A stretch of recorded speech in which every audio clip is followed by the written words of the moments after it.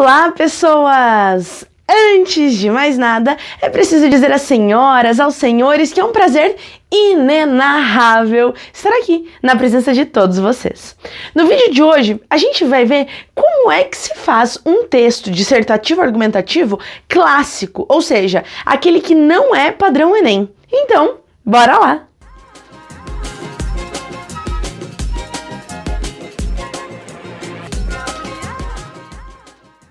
Bom, várias universidades e processos seletivos ou até mesmo provas escolares podem pedir para que você faça um texto dissertativo argumentativo, mas clássico. Eles podem também chamar de dissertativo argumentativo ortodoxo. Então, o que isso significa? Bom, veja, o primeiro ponto importantíssimo que a gente tem que deixar bastante claro é o fato de que esse tipo de texto não é igual ao Enem. Aqui é o primeiro tópico que eu coloquei para vocês. É diferente do Enem. Ai, mas no Enem também é texto dissertativo argumentativo? Concordo. Só que o Enem exige uma proposta de intervenção, uma solução, que nos textos clássicos isso não aparece. Claro, a não ser que venha no enunciado. Aí sim, vai ser padrão Enem. Dissertativo argumentativo com proposta de intervenção é Enem, né? Agora, se for dissertativo argumentativo sem proposta de intervenção, ele vai ser considerado essa modalidade clássica ou então texto ortodoxico. Ortodóxico é ótimo, né? Parece tóxico. Não, ortodoxo. Certo? Bom, como que a gente faz para pensar, organizar e estruturar esse texto? Primeira coisa é observar o tema. O tema, pessoal, num texto como esse, ele é um problema. Fato, ele é um problema, tá? Pode ser um problema de ordem social, pode ser um problema de ordem filosófica, pode ser um problema de ordem individual, depende da forma como esse tema vai ser apresentado para você. Então, por exemplo, existem ali 3 principais formas que eu elenquei para a gente pensar. A primeira forma, o tema pode vir como uma afirmação, um fato, né? Uma tese comprovada. Então, os desafios relativos ao aumento da expectativa de vida no Brasil. Pronto. E você vai ter que fazer um texto só problematizando. É fato que o aumento da expectativa de vida traz desafios, traz problemas. Quais são esses desafios? Aí você elenca 2 principais e desenvolve teu texto a partir disso, sem solucioná-los. Uma outra forma que esse tipo de texto pode trazer o tema é por meio de um questionamento. Então, por exemplo, há limites entre a vida pública e privada? E aí, esse tipo de proposta vai exigir de você uma reflexão muito mais aguçada, mais estruturada. Por exemplo, se o tema há limites entre a vida pública e privada, é você que vai ter que definir se existe um limite, se esse limite é respeitado, se não, se esse limite é problemático ou não, né? Então, vai gerar uma reflexão, por exemplo, uma outra proposta, o mundo está fora de ordem, como já foi de um grande vestibular, né? Você vai ter que pensar, o mundo está fora de ordem ou não? Você concorda que ele está um caos ou você concorda que está tudo seguindo em conformidade com o que se deve? Você vai ter que pensar, vai ter que refletir, vai ter que organizar teus pensamentos. Então essa reflexão aqui, ela exige muito mais, porque não traz um fato. Normalmente são temas que inclusive você pode ter opinião diferente, uma redação da outra. Você pode concordar, o outro pode discordar, né?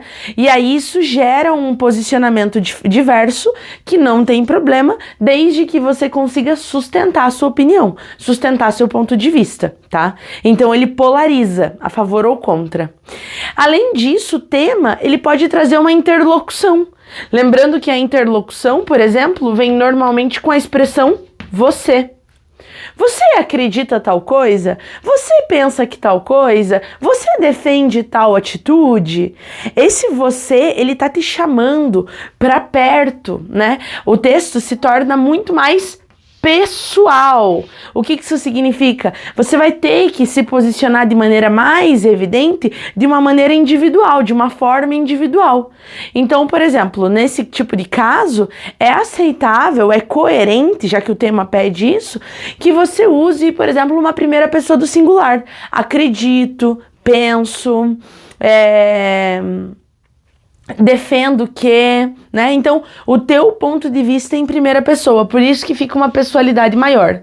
Nesses outros dois, não necessariamente você precisa usar a primeira pessoa do singular. Você pode fazer um texto bem feito, defendendo o seu ponto de vista, mas usando terceira pessoa. Certo? Então, olha só, uma outra diferença em relação ao Enem é que estes textos mais clássicos, eles podem permitir que você defenda um ponto de vista ou outro, de forma mais polarizada. Enquanto que na redação do Enem, todo mundo tem o mesmo ponto de vista, porque ele traz um problema social que é fato. Tá? Só que neste caso aqui, como eu mostrei para vocês, não existem só fatos. Eles podem te chamar para uma reflexão, podem estabelecer uma conversa muito mais pessoal, aí você vai ter que se valer, por exemplo, da primeira pessoa do singular, certo? Uma coisa interessante pra gente pensar é que nesse tipo de texto, eu tô falando daquela redação que vem com o tema no enunciado, mas que traz consigo textos motivadores para te trazer novas ideias, para te trazer novas perspectivas, certo? Então, por exemplo, é muito importante que vocês entendam que o texto motivador, ou eu coloquei textos da coletânea, que você entenda que eles compõem, que eles fazem parte do enunciado. E eles não só fazem parte do enunciado, como eles também nos ajudam a entender qual é o foco temático que a prova quer que você estabeleça. Então ele traz textos de cunho muito mais filosófico, ele traz textos muito mais baseados na realidade, com dados, estatísticas, com mapa, ele traz textos de cunho mais artístico, enfim, até o tipo de texto que a prova apresenta pode ser um disparador para o desenvolvimento da sua redação, tá? Então, textos da coletânea, eles fazem parte do enunciado e vão te ajudar a entender para que lado seguir. Por exemplo, o mundo está fora de ordem, você tem lá 5 textos da coletânea e os 5 problematizam que o mundo sim está fora de ordem. Veja que fica um pouco mais difícil você dizer que ele não está fora de ordem, defender que o mundo está organizado, se os textos da coletânea problematizam todos falando do caos. Faz sentido isso? Por isso que os textos da coletânea, eles vão te ajudar a moldar ali, de que forma você vai estruturar seu texto, seu pensamento, sua perspectiva e assim por diante. Tá? Aí aqui eu fiz uma sugestão. Veja, essa estrutura é uma sugestão. Por que sugestão? Porque tem algumas provas que, por exemplo, no enunciado já pode vir a quantidade de parágrafos que ele quer. E aí, obviamente, o que está escrito no enunciado é ordem. Se o enunciado mandou tal coisa, você faz tal coisa. Mas caso não tenha uma especificação em relação ao número de parágrafos, a gente pode pensar assim, ó. Se for um texto dissertativo argumentativo de até 10 linhas, dá para organizar bem tranquilo em um parágrafo só. Um parágrafo com 4 frases, né? Porque as frases elas não podem ser muito longas. No máximo 3 linhas, 3, 6, 9. Para não fazer uma frase muito maior, então a gente faz com 4 frases menores. Bom, se o texto for até 15 linhas, você pode organizar em 2 parágrafos. Lembrando que a organização de parágrafos, o ideal é que eles tenham quantidade semelhante de linhas. Então, por exemplo, 15 linhas, 7 em um, 8 em outro. No máximo ali, 6 em um, 9 em outro, certo? Para você manter um equilíbrio. É preciso que você mantenha esse equilíbrio nos teus textos. Ou os parágrafos têm quantidade semelhante de linhas, ou o último é o maior. E se for um texto de 20 a 30 linhas, que é normalmente como mais aparece nas provas, aí você pode organizar em 3 parágrafos, não em 4 como o Enem. Por quê? Porque o Enem pede proposta de intervenção e um texto clássico, ele não pede proposta de intervenção. Então a gente vai organizar em 3 parágrafos. Aqui do meu outro lado, eu montei pra gente uma estrutura que vocês podem pegar aí e aplicar nos textos de vocês tranquilamente. Veja, eu peguei ali a hipótese dos 20 a 30 linhas. Então, 20 a 30 linhas eu organizei em 3 parágrafos. Vocês vão perceber que tem muita semelhança com o Enem, especialmente o primeiro parágrafo aqui, ó, muito, até o segundo também, muito parecido com o Enem. Só que o fato de não ter proposta de intervenção exige que a gente adapte alguns elementos. Mas se você está treinando para o Enem, veja que a gente pode super aproveitar essa estrutura e fazer pequenas adaptações para fazer redação cobrada desse tipo mais clássico. Olha só, no primeiro parágrafo, eu imagino que uma orientação bem legal seria organizá-lo em 3 frases. Então, o que nós faríamos? Na primeira frase, você apresentaria uma contextualização do tema. Essa contextualização super pode vir a partir de um repertório temático, que pode ser filme, série, música, livro, poesia, movimento artístico, enfim, né? O céu é o limite. Então, uma contextualização do tema. Lembra que nessa primeira frase você só vai trazer uma ideia geral ali do teu repertório, que no filme tal acontece tal coisa, ou que na música tal é abordada tal coisa, mas apresentando, partindo da ideia de quem vai ler tua redação, não conhece esse repertório. Apresentou o repertório, na segunda frase você vai estabelecer a relação. Vocês ficam às vezes preocupados em querer relacionar o repertório com o tema já na primeira frase. Não atropela. Primeira frase, repertório. Apresenta este repertório, sem fazer relação nenhuma. Na segunda, sim, relaciona contexto e tema, faz essa relação. O que este repertório tem a ver com o tema? Este repertório comprova o tema? Este repertório ilustra o tema? Esse repertório diverge completamente do tema? Enfim, você vai ter que estabelecer aí qual é a relação de sentido. E aí a gente vai para a terceira frase, que feita essa relação entre contexto e tema, você vai para sua tese. Então, de fato, tal questão mostra-se problemática uma vez que, ou enfim, né, vai defender o teu ponto de vista e vai dizer que esse ponto de vista, ele ocorre principalmente por conta de tal coisa e tal coisa, que eu chamo carinhosamente de spoilers, né? Você vai dar ali spoilers. Qual que é teu argumento 1, qual que é teu argumento 2. Por quê? Porque aí você garante que vai ter conexão do teu primeiro parágrafo com o segundo e do teu primeiro parágrafo com o terceiro.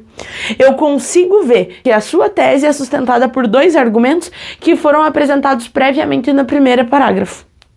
Aí a gente vai para o segundo parágrafo, que o segundo parágrafo vai ser o quê? Desenvolver este argumento 1.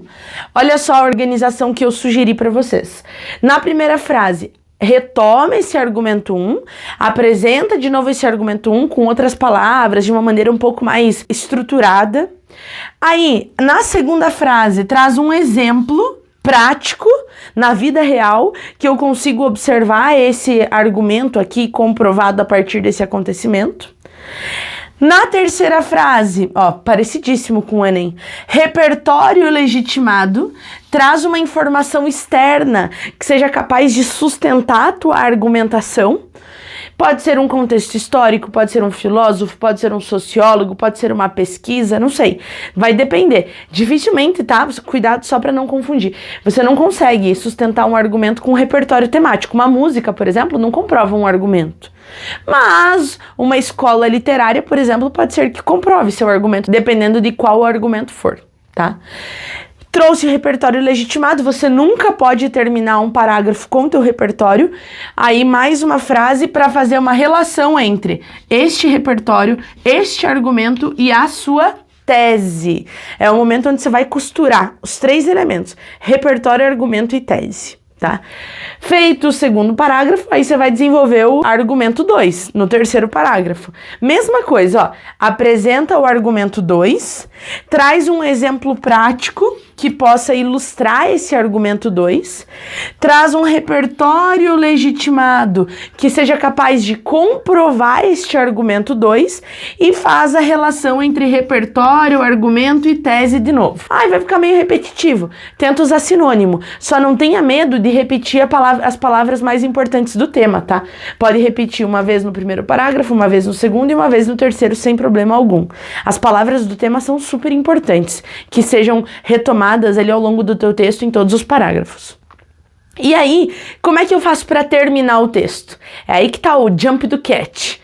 Veja só, eu faço mais uma frase, então F5, retomada do contexto inicial. Lembra que aqui em cima a gente apresentou um repertório? Vai retomar esse repertório, mas vai fazer diferente do Enem. Normalmente no Enem a gente retoma o repertório da introdução e diz assim: somente assim casos como o, sei lá, de Dona Benta passarão a se assemelhar à realidade da maioria dos idosos no Brasil. Como você não está propondo nada, não pode terminar assim. Então como é que vai terminar? Dessa forma, é evidente que casos como o de Dona Benta permanecem distante da realidade de milhares de idosos no Brasil. Então eu retomo, mas reforçando a problematização. Olha, de fato, é muito diferente da realidade da maioria dos idosos. Ou se o meu repertório temático é um problema. De fato, tal filme se assemelha à realidade de milhões de pessoas no Brasil. Então você vai reforçar o problema. Eu até coloquei retomada do contexto inicial mais problema. Por quê? Porque você vai problematizar. Faz sentido isso? Percebem a relação com o Enem? Só que agora você enxuga para 3 parágrafos e você adiciona uma frase no terceiro parágrafo, que é onde você vai retomar este repertório, só que reforçando o problema. Ou porque ele não se assemelha ao Brasil, ou porque ele se assemelha ao Brasil, se assemelha à realidade de milhões de brasileiros e assim por diante. Certo? Uma dica última antes de eu terminar. Pensando na similaridade com o Enem, normalmente no terceiro parágrafo do Enem, vocês usam para começar na primeira frase algo como além disso, não é? Para apresentar o segundo argumento, vocês vão lá e colocam um além disso, né? Eu vou pedir e vou aconselhar vocês para que não comecem o último parágrafo de um texto com além disso. Porque pode parecer que você não estruturou bem, não fez projeto do seu texto. Imagina, teu último parágrafo vai começar com além disso. Tudo bem, você vai desenvolver mais um argumento, só que é o último parágrafo.